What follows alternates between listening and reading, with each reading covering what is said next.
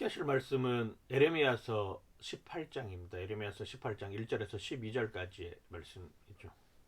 에레미야 18장 1절에서 12절까지의 말씀은 우리가 너무나도 잘 아는 말씀, 토기장이의 비유에 관한 이야기를 우리에게 하고 있습니다. 하나님은 하나님의 사람들을 부르실 때 태도를 보시는 것 같아요. 하나님 노아에게 방주로 만들어라.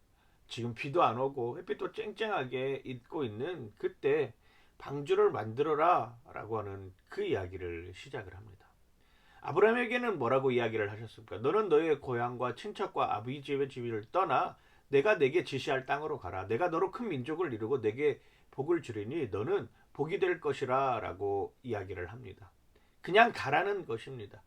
뭐 다른 이유가 없습니다. 너는 가라. 그러면 내가 복을 줄 것이다 라고 이야기를 하는 것이죠.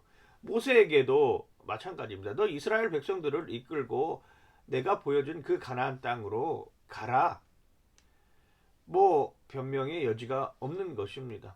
그때마다 노아도 마찬가지고 아브라함도 마찬가지고 모세도 마찬가지고 하나님의 말씀에 순종하는 삶의 모습들을 보고 있는 것이죠. 어쩌면 그 사람을 볼 수 있는 또 하나의 방법 중 하나는 태도를 보는 것이라고 할 수 있을 것입니다. 오늘 에레미야 선지자에게 하나님께서는 토기장이의 집으로 내려가라 라고 이야기를 합니다. 내려가라 라고 하는 것이죠. 제일 밑바닥으로 가보아라. 거기에 무슨 일이 일어나고 있는지 한번 봐라 라고 이야기를 하는 것입니다. 토기장이가 진흙을 갖다 놓고 그리고 물레를 통해서 무언가를 만들기 시작을 합니다. 그런데 만들어 놓고 형태를 보니까 마음에 안 드는 것입니다. 그랬더니 이 토기장이가 어떻게 합니까? 그 진흙을 뭉개버립니다. 그리고 다시 물레질을 하기 시작을 하죠. 그러면서 하나님의 메시지가 선포합니다. 야, 에레미야야, 너 한번 봐봐라. 내가 너희들을 만들 때 이런 모습으로 토기장이 같은 모습으로 너희들을 빚지 않겠냐. 너희들 이런 존재였다. 내가 이런 형태를 갖게도 만들었고 이런 형태도 갖게도 만들었는데 그게 내 마음에 내 뜻에 맞지 않으면 언제든지 뭉개버릴 수 있는 여건이 충분히 있다. 너희들 그러니까 교만하지 말아라 라고 이야기하는 것하고 비슷할 수 있을 것 같습니다. 우리는 흙으로 만들어진 존재입니다. 흙에서부터 시작해서 흙으로 가는 삶을 살아가는 삶이 바로 인간이라고 하는 것이죠. 하나님이 아담을 흙으로 만들어 놓으신 이유 중에 또 하나는 교만하지 말라라고 하는 것입니다. 흙은 가장 밑바닥에 있는 것입니다. 그 밑바닥에 있으면서 너희들을 교만하지 마라. 너희들의 삶이 아무리 뭐 이렇다 저렇다 이야기할지라도 결국 흙으로 돌아갈 삶이다. 뭐 어떤 사람들은 흙으로 잘 빚어져 가지고 잘 만들어진 사람들도 있겠죠. 어떤 사람들은 또 흙으로 잘 빚어졌는데 뭐 불순물이 들어와 가지고 그 불순물 때문에 곤욕을 치르는 사람들도 있을 것입니다. 뭐 저 같은 경우에도 몸에 불순물이 생겨 가지고 지금 뭐 때로는 아프기도 하고 치료도 받고 있는 이런 상황이지 않을까요? 하나님께서 흙으로 그렇게 만들어 놓으셨다라고 하는 것입니다. 그런데 그 흙으로 만들어 놓으신 것들을 통해서 언제든지 하나님 당신의 방법으로 하나님의 뜻으로 그걸 무너뜨려 볼 수도 있다라고 하는 것이죠. 그럼에도 불구하고 이스라엘 백성들은 끊임없이 이렇게 이야기를 합니다. 아니 왜? 아니 왜 우리가 그래야 되지? 아니 왜 우리가 가야 돼? 왜 우리가 그냥 내 흙 존재 자체로서의 가치를 추구하는 것이 아니라 하나님의 뜻에 맞게 그렇게 해야 돼라고 계속 반문하는 모습들을 보게 됩니다.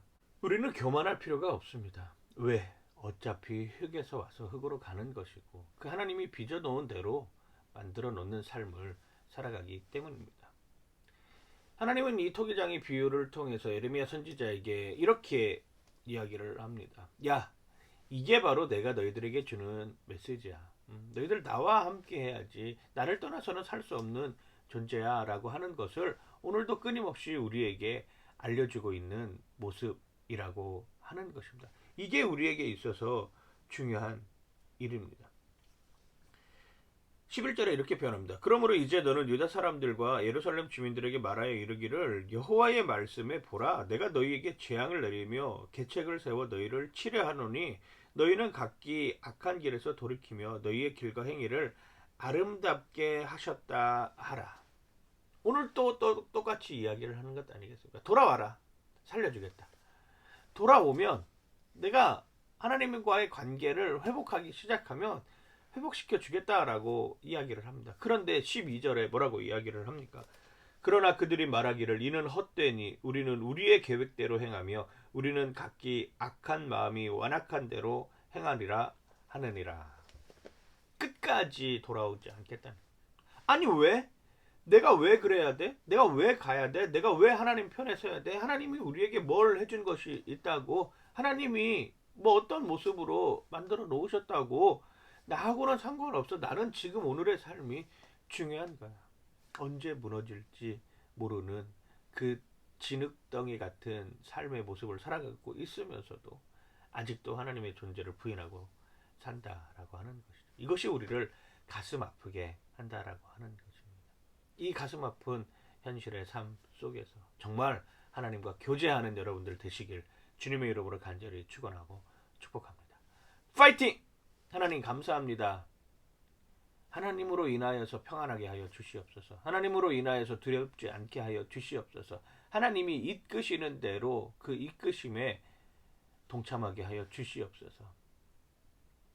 나를 일으켜 세우시는 분도 하나님이시고 나를 무릎 꿇게 하시는 분도 하나님이심을 고백하게 하여 주시옵시고 하나님의 마음에 흡족한 사람으로 세워 주시옵소서. 감사드리며 예수님 이름으로 기도드립니다. 아멘.